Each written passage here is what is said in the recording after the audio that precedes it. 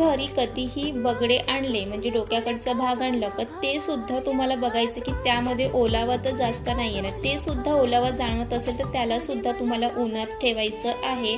आणि ह्यामध्ये बगड्यांमध्ये पण जे खवले आहेत ना ते सुद्धा काढून घ्यायचे आहे। त्यानंतर हे बगडे मोठे असतील तर त्याला कट करून घ्यायचं आहे। तर इथे मी सगळे जे बगडे आहेत जे मोठे साईज असतील त्याला मी इथे कट करून घेणार आहे। आणि पावसाळ्यामध्ये तर मच्छी भरपूर कमी मिळते आणि त्यावेळेला आपल्या घरी तसे सुके बगडे खारा हे असलेच पाहिजे।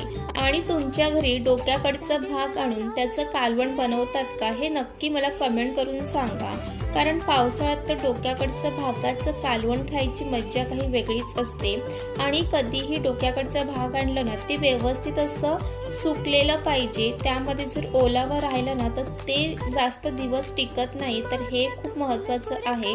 नंतर हे सुद्धा स्टोर करून ठेवणार आहोत। तर इथे असे हे प्लास्टिकचे डबे आहेत, त्यामध्ये खारा एकामध्ये व्यवस्थित ठेवून घेणार आहे आणि दुसऱ्या डब्यामध्ये ते वेगळं जे खारा आहे ते भरून ठेवणार आहोत। आणि अशा पद्धतीने स्टोर करून ठेवायचं आणि फ्रीजरमध्ये ठेवून द्यायचं की हे छान राहतं आणि अजिबात खराब होत नाही।